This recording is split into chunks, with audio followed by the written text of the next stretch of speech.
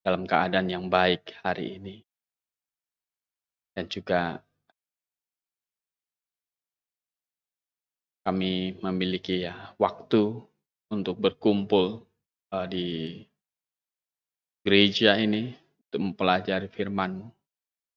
Tuhan, kami berdoa untuk jemaat yang sakit juga, Engkau yang pimpin mereka, yang Engkau yang memberkati proses penyembuhan yang sedang mereka lakukan, Tuhan.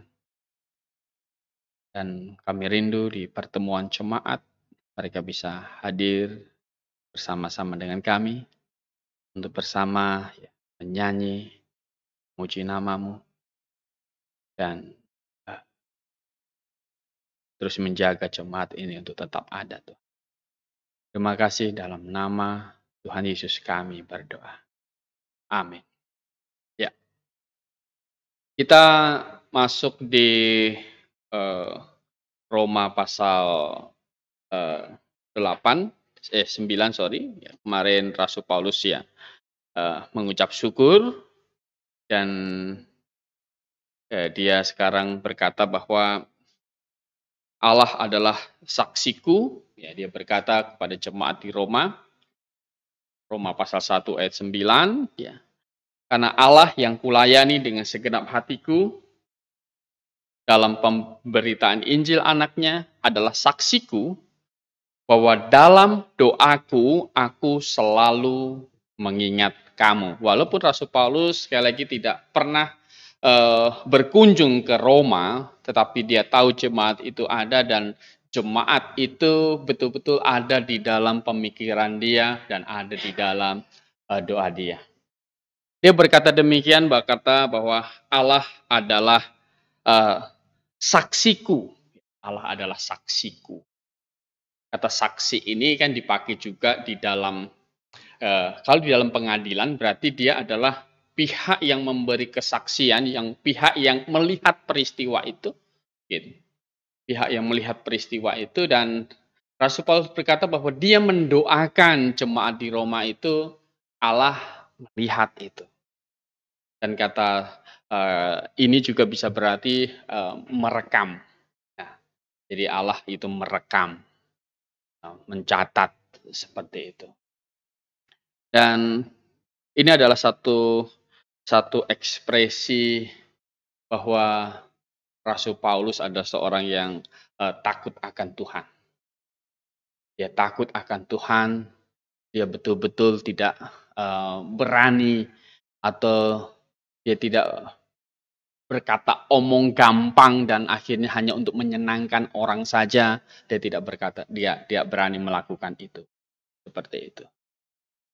Dan seringkali kalau konseling pernikahan, saya selalu berkata bahwa kalau pasangan kita atau pasangan orang kita konseling itu pasanganmu, suamimu nanti atau istrimu nanti, mereka itu semakin hari bertumbuh semakin mengasihi Tuhan.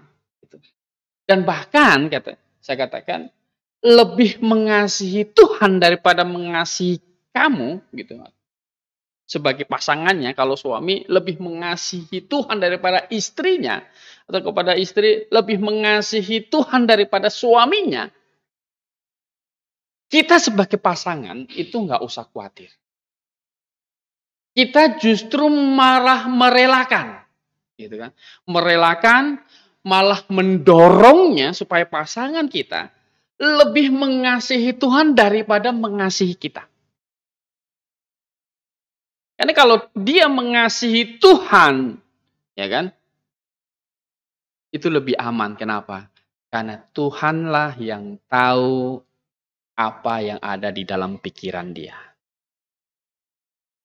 Apa yang di dalam hatinya. Apa yang dibayangkannya.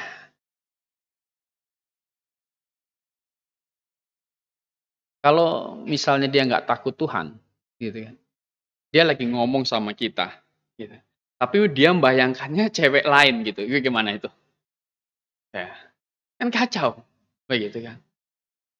Jadi lebih baik dia takut Tuhan, lebih daripada kita sendiri malah. Itu baik, ya. Itu menjamin bahwa dia akan hidup benar. Dia akan setia dengan kita. Dia akan mengasihi kita.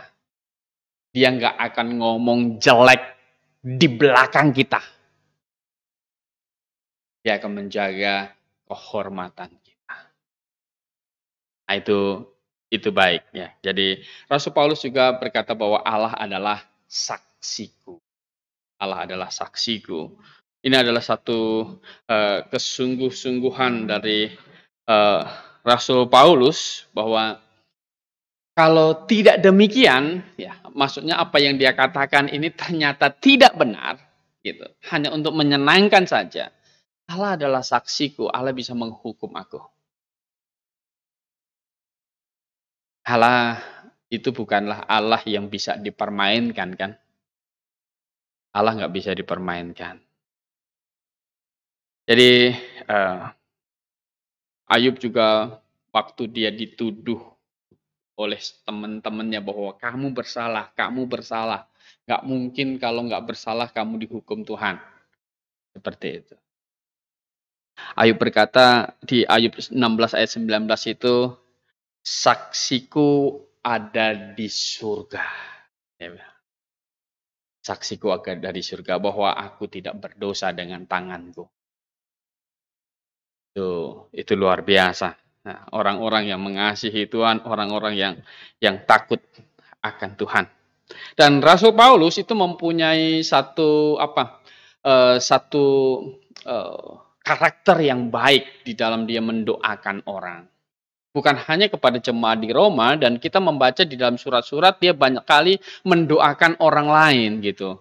Jadi mendoakan orang lain, kalau kita melihat di ini misalnya 2 Timotius pasal 1 ayat 3.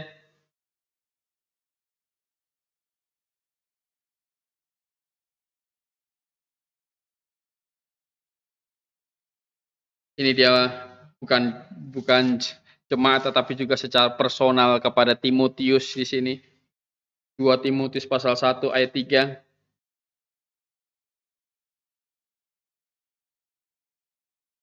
Aku mengucap syukur kepada Allah yang kulayani dengan hati nurani yang murni, seperti yang dilakukan nenek moyangku. Dan selalu aku mengingat engkau, dia bicara kepada Timotius, dalam permohonanku, baik siang maupun malam. Baik siang maupun malam. Dan di dalam kitab Roma ini sebenarnya ada perkataan dia mendoakan itu tanpa henti. Gitu. Ya, kalau di KJV itu ini ada without ceasing, jadi tanpa henti begitu. Jadi cocok dengan apa yang dia tulis sendiri, ya, tetaplah berdoa. Itu di Tesalonika seperti itu. Ya, jadi Rasul Paulus mendoakan baik Timotius, baik jemaat-jemaat, dan dia mendoakan tanpa henti.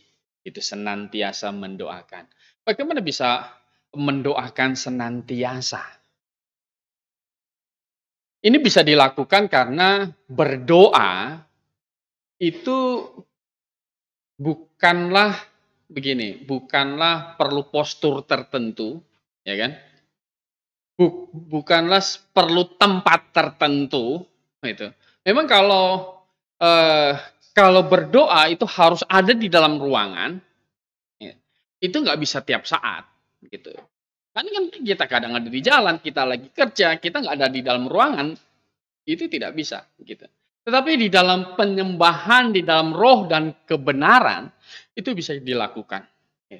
Karena berdoa itu tanpa arah, gitu, tanpa jam-jam tertentu, tanpa menuju kiblat tertentu, jadi bisa dilakukan setiap saat. Rasul Paulus mengingat, dikatakan permohonan siang dan malam, kapanpun itu bisa dilakukan. Dan mendoakan sesama orang kudus itu juga adalah perintah di dalam jemaat. Kalau kita membaca Efesus pasal 6, coba kita membuka. Efesus pasal 6.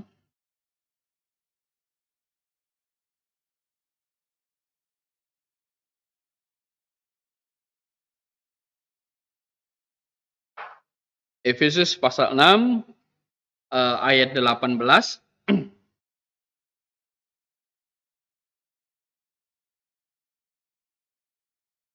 Dalam segala doa dan permohonan, katanya, Efesus 6 ayat 18, berdoalah setiap waktu di dalam roh, jadi di dalam hatimu, dengan segenap hatimu, begitu. Berjaga-jagalah di dalam doamu itu dengan permohonan yang tak putus-putusnya untuk apa? Segala orang kudus.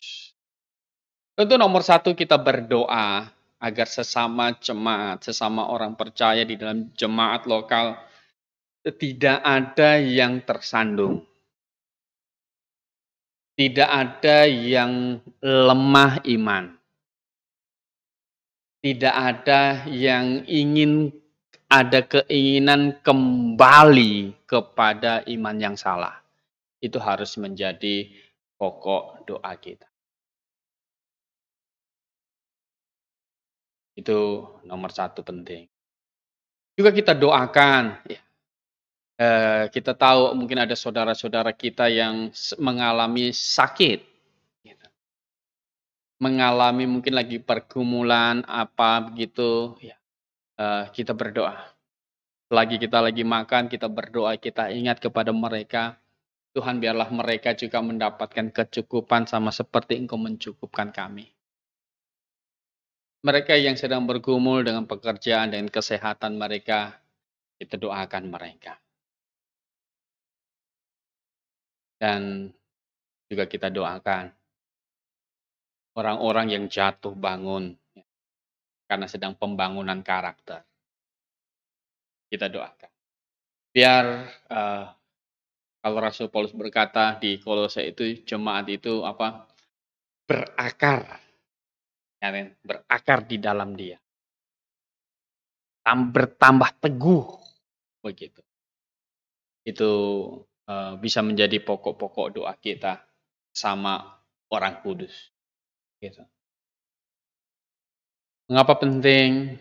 Ya, karena kita tahu juga iblis masih apa? Masih berjalan sekeliling, gitu. Bisa berusaha untuk melemahkan. Maka kita perlu saling mendukung di dalam doa. Juga Rasul Paulus meminta untuk mendoakan mereka yang memberitakan firman Tuhan. Ayat 20 di sini. Efesus 6 ayat 20. Yang kulayani sebagai utusan, ayat 19, juga untuk aku, supaya kepadaku jikalau aku membuka mulutku, dikaruniakan perkataan yang benar, agar dengan keberanian aku memberitakan apa? Rahasia Injil. Yang kulayani sebagai utusan yang dipenjarakan, berdoalah supaya dengan keberanian aku menyatakannya sebagaimana seharusnya aku apa? Berbicara. Sebagai pemberita firman Tuhan, ada satu posisi yang kadang menjadi sulit, akhirnya berdiri untuk mengkompromikan kebenaran. Kadang, ya, bagaimana menjaga orang tidak tersinggung? Dan akan menjadi salah kalau akhirnya karena menjaga orang tidak tersinggung, akhirnya mengkompromikan. Hal yang harusnya dikatakan, tidak dikatakan. Nah itu doakan biar tetap berdiri teguh, gitu. Pengajarannya tidak menyimpang, begitu. Itu penting sekali. Jadi Kepada jemaat di Tesalonika, Rasul Paulus juga menulis 2 Tesalonika pasal 3. Coba kita membuka.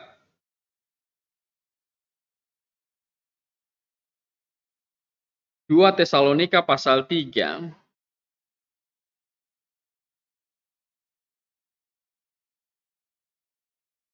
Ayat 1. Selanjutnya, saudara-saudara, berdoalah untuk apa? Kami. Jadi supaya firman Tuhan beroleh kemajuan dan dimuliakan sama seperti yang telah terjadi di antara kamu. Jadi Rasul Paulus meminta jemaat Tesalonika juga berdoalah untuk apa? Kami. Dia minta kepada jemaat di Efesus, berdoalah untuk aku. Supaya ketika aku membuka mulutku di Tesalonika, berdoalah untuk kami supaya firman Tuhan beroleh kemajuan. Ya, jadi berdoa. Jemaat GBI Kebenaran paling tidak juga harus berdoa untuk gembalanya. Harus mendoakan ya, supaya pemberitaan firman Tuhan itu betul-betul efektif. Bahkan ketika di dalam gereja kita itu adalah undangan. Selesai khotbah. Ada undangan. Ketika ada undangan, ini momen krusial. Atau pas selesai mau khotbah, penutupan khotbah itu momen krusial. Di momen-momen krusial ini jangan sampai situasinya berubah buyar, gitu kan. Ada yang ke kamar mandi, gitu kan. Itu tahan dulu, gitu. Pas lagi undangan, pas lagi terakhir khotbah, tahan dulu, gitu. Dan juga guru-guru sekolah minggu itu juga harus diingatkan, jangan anak-anak disuruh turun, gitu. Karena beberapa kali seperti itu. Ketika undangan anak-anak turun, konsentrasi orang jadi apa? Lihat sana, lihat sini. Tidak fokus kepada undangan itu. Dan harap di saat itulah jemaat berdoa. Agar undangan itu diterima. Orang membuka hatinya, ada memberikan ruang untuk Yesus di dalam hati dia. Ya harap ya jemaat semua bisa mengerti akan hal ini tentunya. Dan ini penting sekali karena Tuhan Yesus memberikan perumpamaan kan. Perumpamaan penabur. Ada 4 benih yang ditaburkan. Ada yang jatuh di jalan. Jatuh di tanah berbatu, itu langsung diambil burung. Nggak sempat tumbuh. Saya pernah menginjil begitu. Di kampung apa itu? Di sini kampung kaum di Bekasi sini. Kita lagi tantang terakhir untuk terima Tuhan Yesus. Gitu. Tukang roti lewat. Tenot. Gitu kan. Pak, sebentar Pak ya. Kita beli roti dulu ya. Aduh, kita beli roti dulu. Ya sudah. Gitu. Saya sih enak kan dibeliin roti gitu kan. Tetapi yang lebih penting dari roti itu hilang jadinya. Diambil burung. Lewat tukang roti itu. Buyar semuanya. Atau jatuh di tanah berbatu. Ada tanahnya sempat tumbuh sedikit. Gitu. Ini sempat menerima. Gitu kan. Sempat menerima. Tetapi ketika diminta membayar harga. Dia lari. Ada jatuh di tanah yang semak duri. Tumbuh. Tapi dia terhimpit. Dia tidak bertumbuh. Dia tidak berbuah. dan ada di tanah yang subur. Nah, harapannya firman Tuhan itu jatuh di tanah yang apa? Subur itu. Dan itu juga perlu kita untuk memberikan kesaksian. Begitu. Jadi itu perlu sekali ya. Ikut mendoakan berarti memiliki atau ikut merasakan beban yang sama.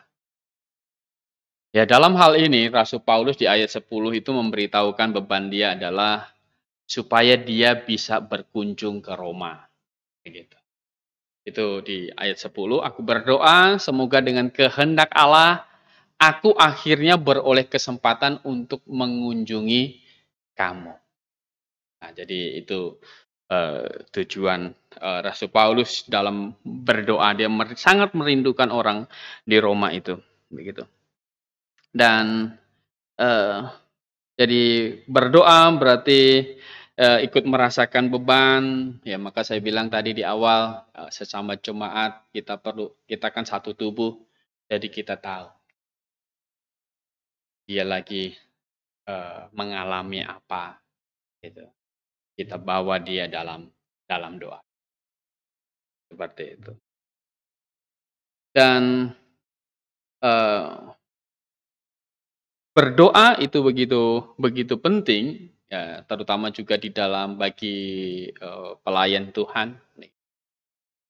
Karena waktu pemilihan diaken pertama yang di Yerusalem, pemilihan 7 diaken itu. 7 diaken itu setelah jemaat Yerusalem bertumbuh sampai ditambahkan 3.000 orang lewat baptisan itu. Begitu banyak anggota jemaat di Yerusalem, di jemaat yang besar. Dan dipilihlah 7 diaken. Supaya apa katanya? Supaya rasul-rasul itu bisa memusatkan pikirannya di dalam doa dan pengajaran firman. Jadi, ini adalah hal yang penting, begitu.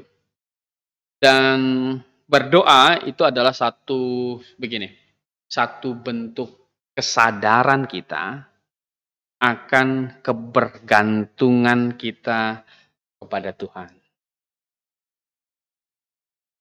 Dia adalah sumber dari segala sesuatu. Itu Tuhan. Kalau pemazmur, coba kita membaca pemazmur 104. Mazmur 104. Bagaimana Mazmur menggambarkan bahwa manusia harus begitu bergantung kepada Tuhan yang sumber dari segala sesuatu dan dia ada berdaulat atas hidup. Di Mazmur 104 ini, di ayat 14,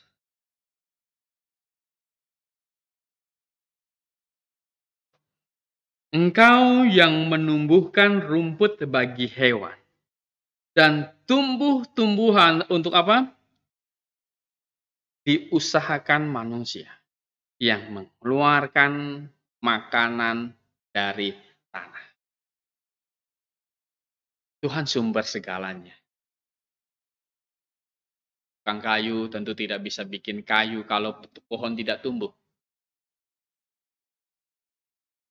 Bahkan kalau kita Tuhan tidak menumbuhkan padi, gandum, jagung, dan segala macamnya begitu. Kita punya uang untuk beli beras. Kalau berasnya tidak ada gunanya nggak uang itu? Nggak ada gunanya. Sumbernya adalah tetap Tuhan yang apa? Menumbuhkan. Tuhan yang menumbuhkan tumbuh-tumbuhan untuk diusahakan manusia. Jadi manusia perlu bergantung kepada Tuhan. Dan berdoa adalah satu bukti kita bergantung kepada Tuhan. Dia juga berdaulat. Kalau kita membaca Mazmur 104 ayat 29 ini. Apabila engkau menyembunyikan wajahmu, mereka terkejut. Apabila engkau mengambil roh mereka, mereka apa? Mati binasa dan kembali menjadi apa? Debu. Jadi apabila Tuhan mengambil roh mereka, mereka mati binasa dan kembali menjadi debu. Sumber hidup tetaplah Tuhan itu. Maka perlu kita bergantung kepada Dia, begitu. Dan kadang Tuhan, kalau kita belajar sejarah bangsa Israel, supaya bangsa Israel bergantung hanya kepada Tuhan. Seringkali bangsa ini sengaja Tuhan bikin dalam situasi yang sulit. Ada banyak cerita kalau kita membaca Mazmur 105. Coba kita membaca Mazmur 105. Ini bicara tentang bagaimana persiapan Yusuf menjadi raja di Mesir. Di ayat 16. Ketika ia mendatangkan kelaparan atas negeri itu dan menghancurkan seluruh persediaan makanan, diutusnyalah seorang mendahului mereka, Yusuf yang dijual menjadi budak. Mereka menghimpit kakinya dengan belenggu, lehernya masuk ke dalam besi. Sampai saat firman-Nya sudah genap dan janji Tuhan membenarkannya, raja menyuruh melepaskannya. Penguasa bangsa-bangsa membebaskannya. Dijadikan dia tuan atas istananya dan kuasa atas segala harta kepunyaannya. Ini bicara tentang Yusuf. Yusuf Tuhan angkat. Dan Yusuf dikirim ke Mesir karena Tuhan satu hari nanti akan bikin kelaparan di Kanaan. Kenapa orang Yakub ini harus mengungsi ke Kanaan? Karena Tuhan sebenarnya mau mendidik 400 tahun di situ. Ya kan? Bagaimana nanti mereka akhirnya nanti di ujungnya akan dihimpit lagi. Dan akhirnya mereka pengen keluar. Begitu. Dan Tuhan yang buat acara.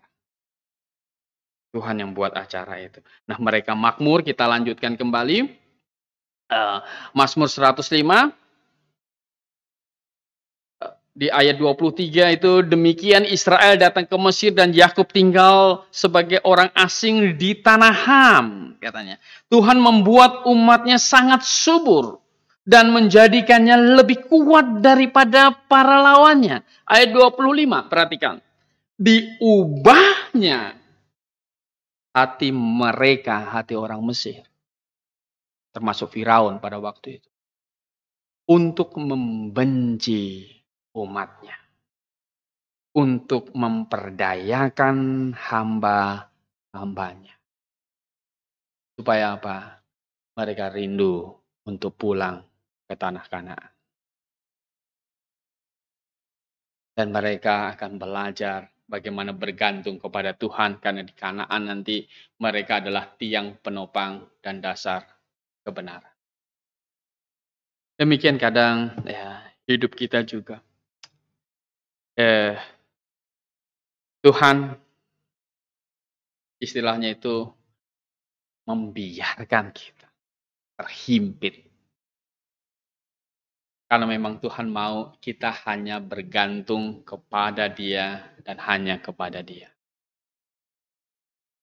Dan lewat doa kita bergantung kepada Dia. Berdoa itu bukan saja kita melakukan perintah Tuhan. Tapi berdoa itu juga adalah satu hak yang luar biasa yang Tuhan berikan kepada kita. Karena berdoa, di dalam Alkitab itu banyak cerita, dengan berdoa itu keputusan Tuhan. itu bisa berubah. Pernah Tuhan mau memutuskan, dia mau menghabiskan bangsa Israel dan mau membangun satu keturunan dari Musa. Karena mereka menyembah lembu emas. Begitu. Dan banyak kali bersungut-sungut. Itu sering mencobai Tuhan. Tuhan sudah bertumpuk-tumpuk dan Tuhan memuncak kekesalannya dan dia memusnahkan semuanya. Tapi Musa waktu itu mohon, Tuhan, apa kata orang Mesir?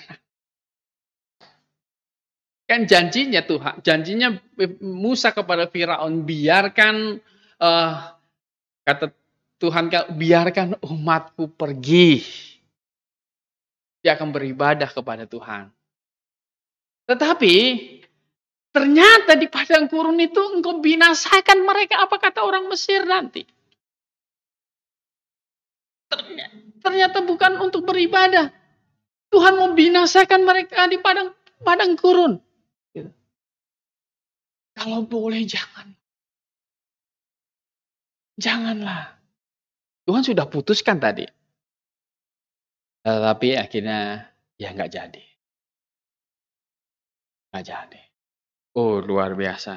Itu hak adalah hak luar biasa. Tentu berdoa bukan untuk memaksa Tuhan, tetapi permohonan yang penuh harap.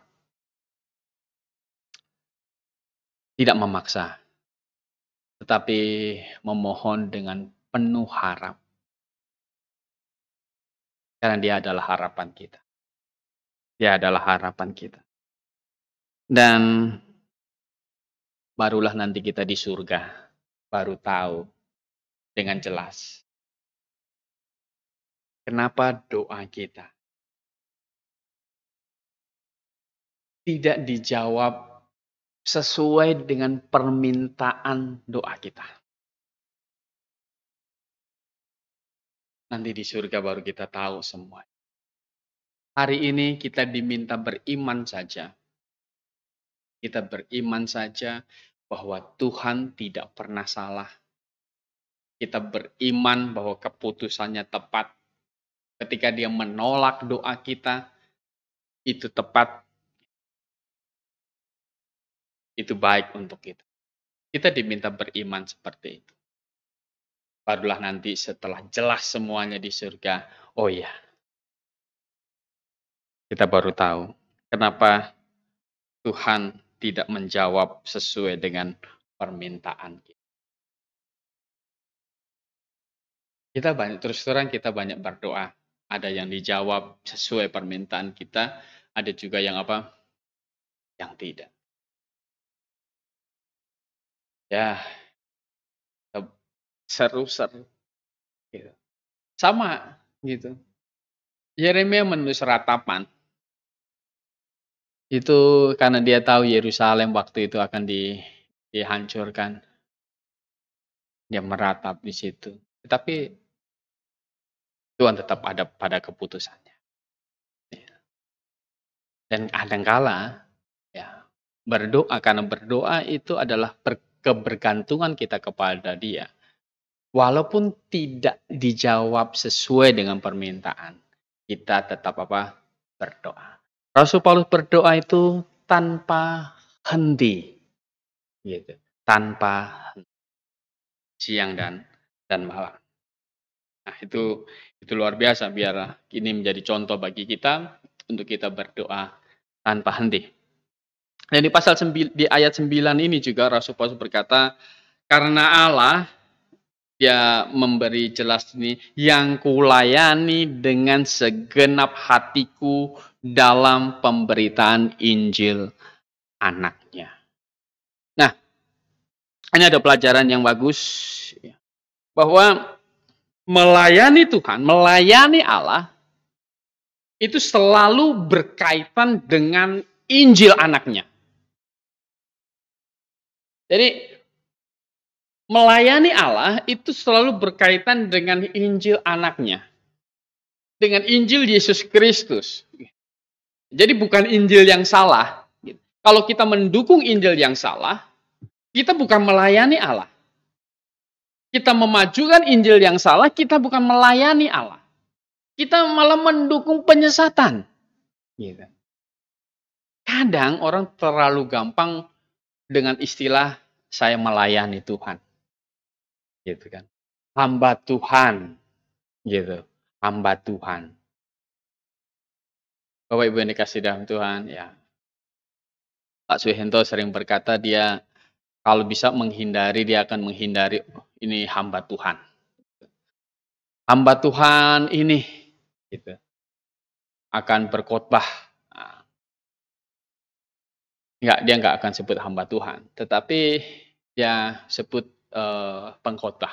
Gitu. Kenapa? Karena hamba Tuhan kan belum tentu sebutan itu memang pas untuk dia di mata Tuhan. Gitu kan. Itu hamba Tuhan kan sebutannya dia. Gitu.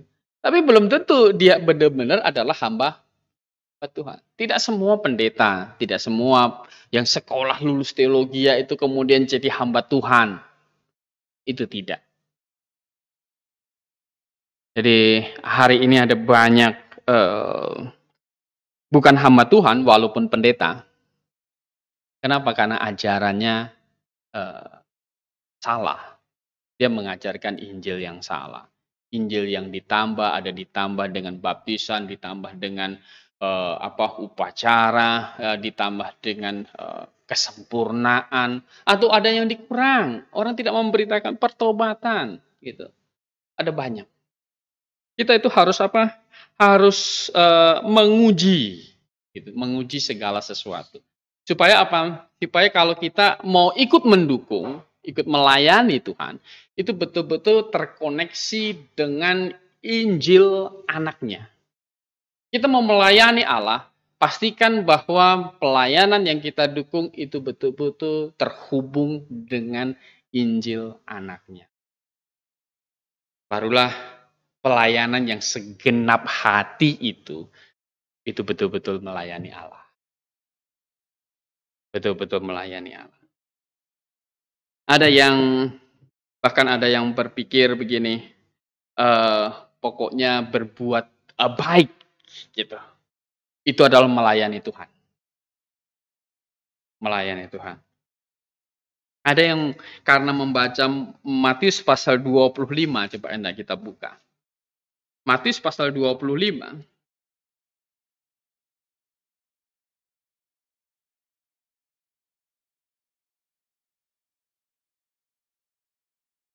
Matius pasal 25 dari ayat 41 kita baca. Ini yang seringkali disalah artikan banyak orang. Dan ia akan berkata juga kepada mereka yang di sebelah kirinya, nyala dari hadapanku, hai kamu orang-orang terkutuk. Nyala ke dalam api yang kekal, yang telah sedia untuk iblis dan malaikat-malaikatnya. Ayat 42 ini. Sebab ketika aku lapar, kamu tidak memberi aku makan. Ketika aku haus, kamu tidak memberi aku minum. Ketika aku seorang asing, kamu tidak memberi aku tumpangan. Ketika aku telanjang, kamu tidak memberi aku pakaian. Ketika aku sakit dan dalam penjara, kamu tidak melawat aku. Lalu mereka pun akan menjawab dia katanya, Tuhan, bila manakah kami melihat engkau lapar, atau haus, atau sebagai orang asing, atau telanjang, atau sakit, atau dalam penjara, dan kami tidak melayani engkau. Ayat 45, maka ia akan menjawab mereka, aku berkata kepadamu, sesungguhnya segala sesuatu yang tidak kamu lakukan untuk salah seorang yang paling hina ini. Nah, perkataan ini. Seorang yang paling hina ini, kamu tidak melakukan juga untuk aku. Nah, orang berpikir, saudaraku yang paling hina ini, mereka persepsikan adalah mereka yang di lampu merah yang sedang kesusahan itu, memberi Tuhan Yesus. Atau mengunjungi orang-orang yang dalam penjara, padahal mereka di penjara ini karena korupsi kah, karena perampokan kah, karena penodongan, karena begal kah, dia dipenjara. Kan susah makan kan gitu. Kamu kasihan, kamu kunjungi mereka. Kamu sudah berpikir, saya sudah memberikan untuk Tuhan. No, nggak seperti itu. Ada satu orang cerita ke saya, dia dapat WA. Dia dapat WA. Dalam WA itu dia cerita, orang itu cerita dia susah. Dia susah, pokoknya cerita yang sedih-sedih lah, dia susah. Minta uang 100.000. Gitu. Tolong dibantu. Langsung orang ini kasih, minta rekening dan kirimkan uang. Gitu. Dia kirimkan uang, dia bilang apa? Ini persepuluhan saya ya. Gitu. Jadi orang itu minta begitu, dikirimkan, dia bilang ini persepuluhan saya. Orang ini baik, kan? Karena memang dasar persepuluhan tadi, Mazmur 104 tadi, segala sesuatu itu adalah dari Tuhan kan begitu. Maka dia tahu ada milik Tuhan di situ. Dan dia berpikir setelah kasih itu dia sudah melayani Tuhan. Dia sudah melakukan perintah Tuhan. Gitu. Tapi Bapak Ibu yang dikasih dalam Tuhan, gitu. Hari ini banyak cerita orang susah.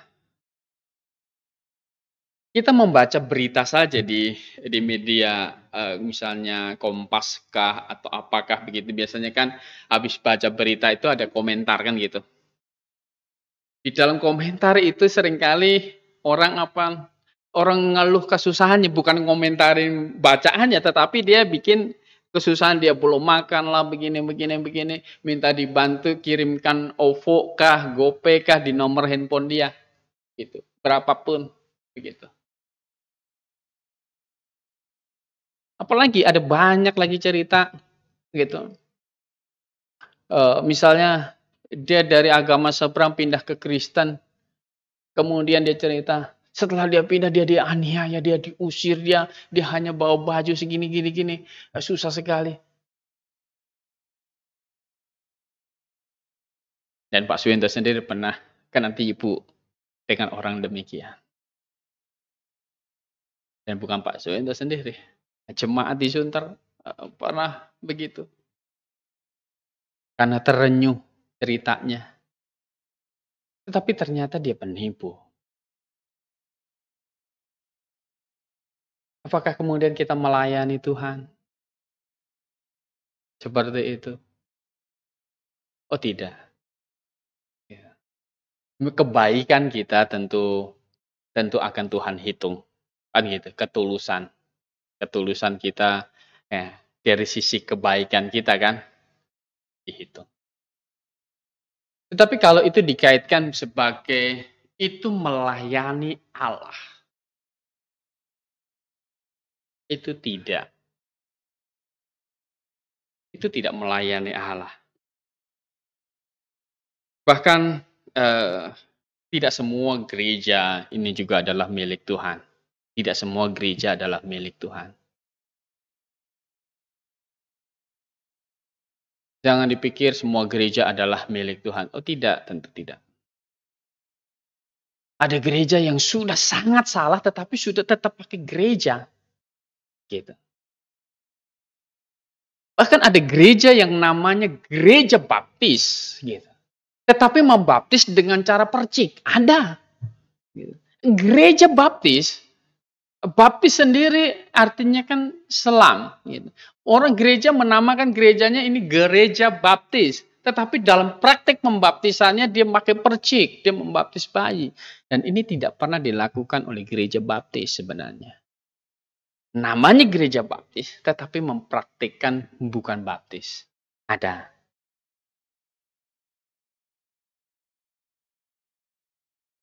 Ada nama gereja macam-macam.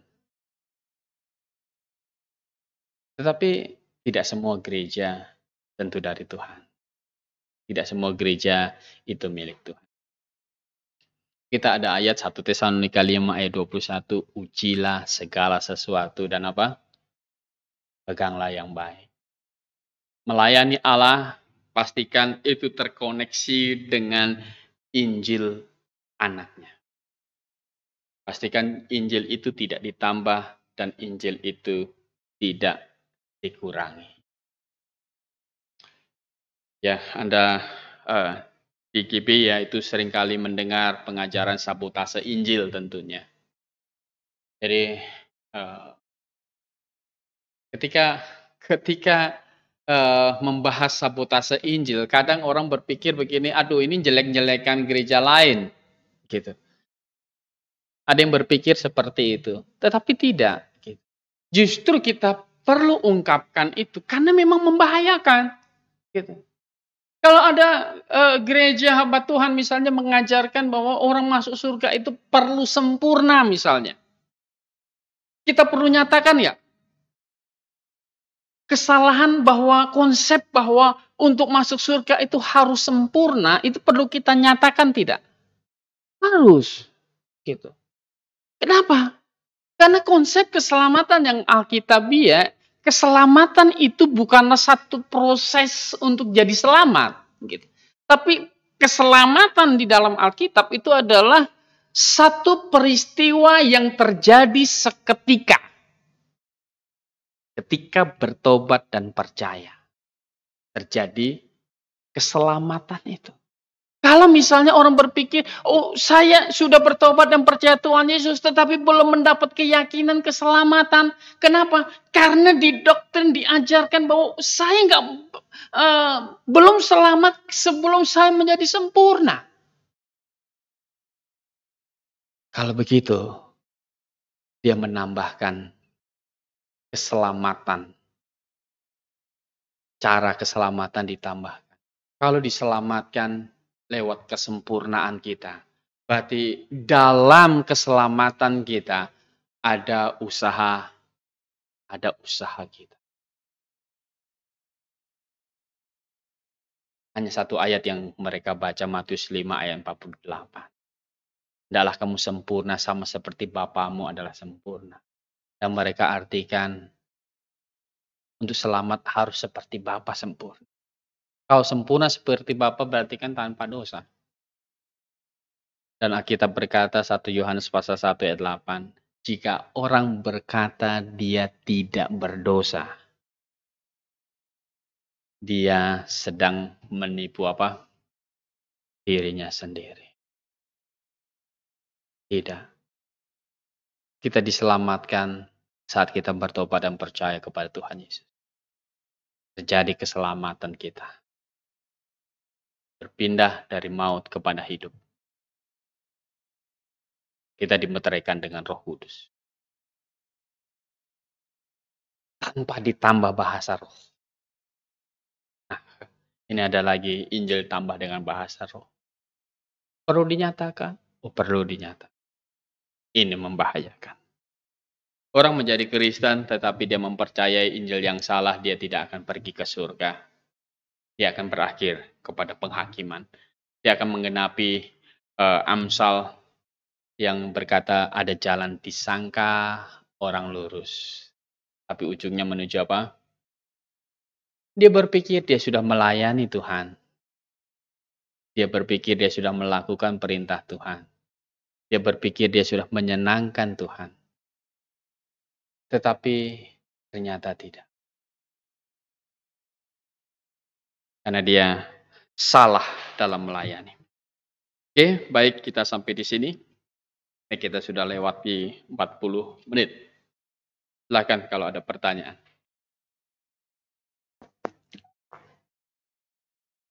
Ya Pak. Ya. Ini ada pertanyaan dari Pangasi Pandiangan melalui Facebook. Pertanyaannya, selamat malam Pak Kurnia. Ya. Bolehkah berdoa kepada Roh Kudus? Terima kasih. Bagaimana? Bolehkah berdoa kepada Roh Kudus? Bolehkah berdoa kepada Roh Kudus? Roh Kudus. Ya. Tentu begini. Objek kita berdoa, Alkitab selalu berkata kepada Bapa, atau kepada Yesus Kristus. Mengapa tidak kepada Roh Kudus? Karena peran dari Roh Kudus adalah membantu kita berdoa, gitu. Dia membantu kita berdoa. Kalau kita membaca Roma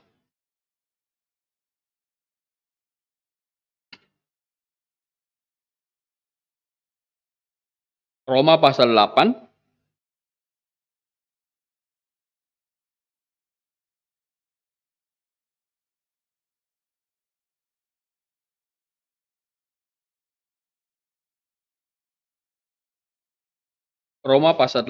ayat 26.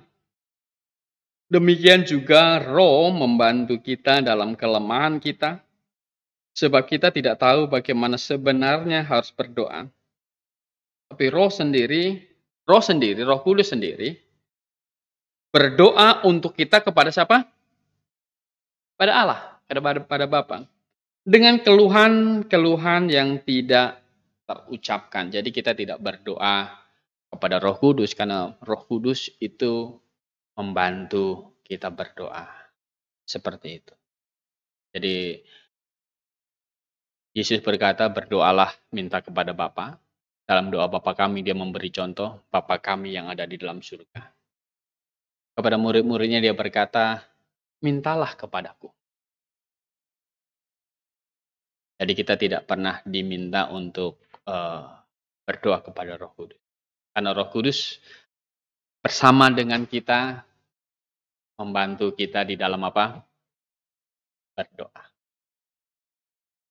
Oke? Ya. Baik, ya mungkin ada lagi. Jadi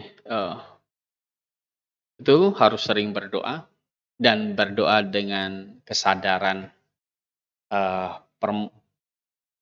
penuh harap gitu, tidak memaksa tetapi penuh harap.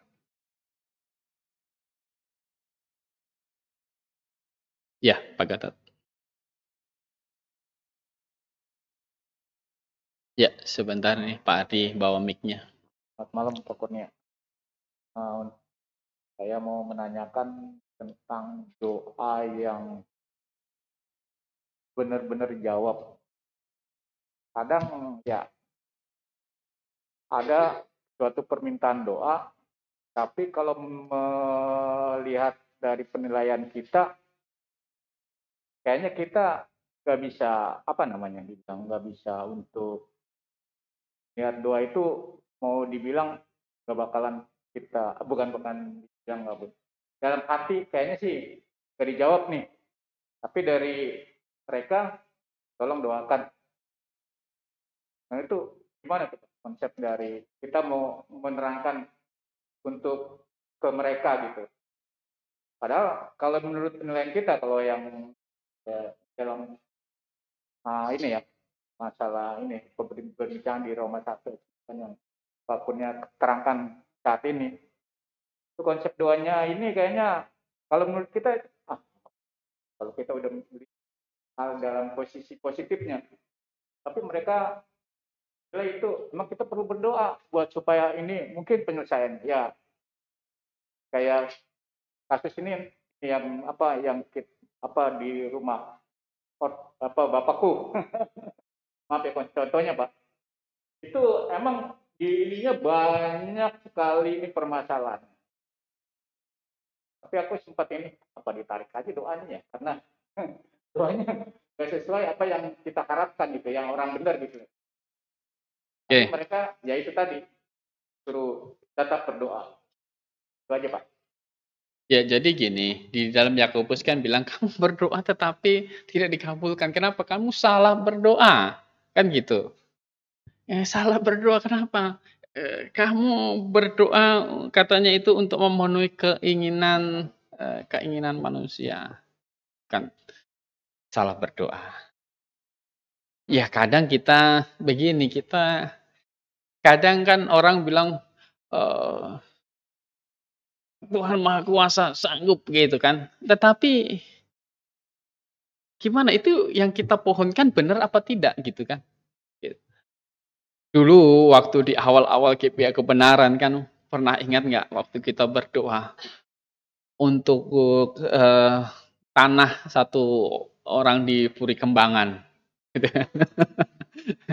Ya, kita berdoa terus, gitu kan penjualan tanah itu, begitu.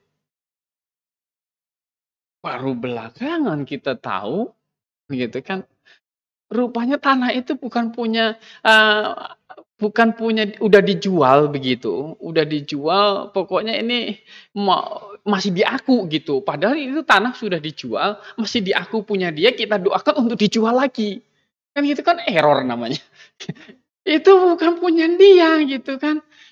Akhirnya ini doakan tanah kita di Kampangan. Baru belakangan kita tahu kalau begitu kan, ya ngapain didoakan? Itu kan bukan tanah dia, gitu. Sudah dijual kok, gitu. Sudah dijual ke orang lain. Walaupun dulu itu tanah kamu kan udah dijual, udah milik orang lain kan. Sekarang pula kamu doakan untuk dijual lagi. Ya nggak bisa lah. Masa Tuhan kita ajak bikin curang gitu kan? Ya kan nggak mungkin yang begitu. Ya, maka bisa jadi introspeksi kita sebenarnya. Ketika satu doa kita panjang kita doakan. Coba kita nilai, kita ini salah berdoa atau kita perlu lanjutkan. Kan gitu kan. Ya kalau kita perlu tarik doa itu ya nggak masalah. Karena kita kan memang, oh ya ternyata sebenarnya memang salah ini. Kan gitu ya. Ya kayak seperti kita doakan tanah yang di Puri Kembangan tadi. Ini kira-kira gimana? Kita itu ngajak Tuhan untuk jadi mafia tanah namanya kan? Kira-kira Tuhan mau nggak kita ajak jadi mafia tanah? Kita bisa jual ke sini, kita bisa jual ke sini, gitu kan? Kita bisa jual ke sini. Jadi kita buat begini, kita sudah jual ke sini, kita doakan Tuhan, dia lupa dia pernah beli tanah kita. Gitu kan? Jadi kalau kita jual ke ini nggak nuntut, kan gitu? Ya nggak mungkin lah seperti itu. Gitu. Ya jadi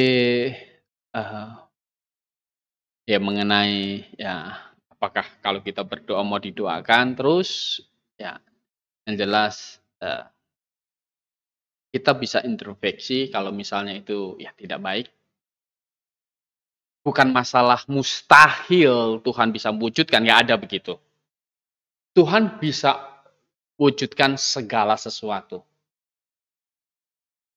Orang sakit parah kita doakan, karena kita masih berharap Tuhan menyembuhkan. Kita masih bisa berdoa. Walaupun dokter bilang ini umurnya tinggal seminggu lagi. Gitu. Kita bisa doakan, kita minta Tuhan panjangkan umur dia, beri dia kesempatan hidup bukan hanya seminggu ke depan, tapi 15 tahun ke depan masih bisa nggak? Bisa, kita tidak meragukan kuasa Tuhan. Kita bisa berdoa untuk hal-hal yang dianggap mustahil sekalipun kita bisa berdoa. Kita bisa berdoa. Dan untuk apapun kita bisa berdoa. Dan memang kadang Tuhan menjawabnya itu di detik-detik akhir. Supaya kita sekali lagi terus bergantung kepada Dia.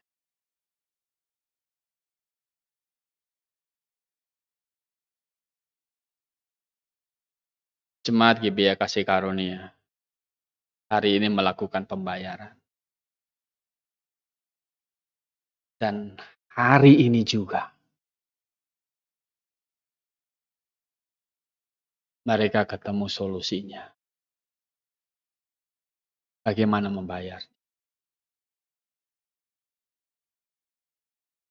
Saya yakin Pak Darnus dari kemarin dulu sampai tadi berdoa tak henti-hentinya. Gitu. Henti-henti. Untuk pembayaran termin kedua. Luar biasa.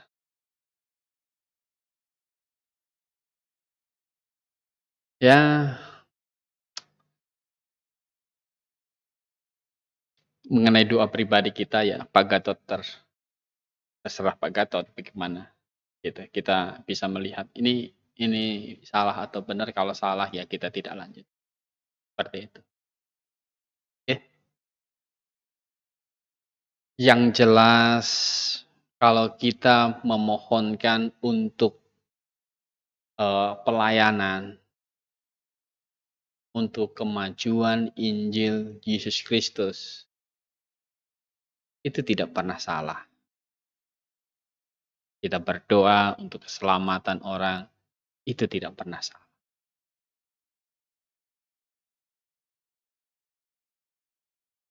Baik ya. Nah, kita harus berdoa setiap waktu.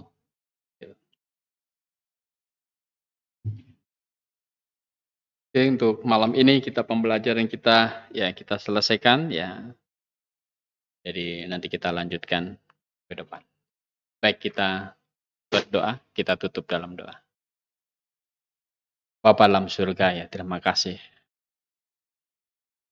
atas pelajaran malam ini. Yang belajar banyak dari ayat ini Tuhan. Bagaimana kami harus berdoa, bagaimana kami harus bergantung kepadamu,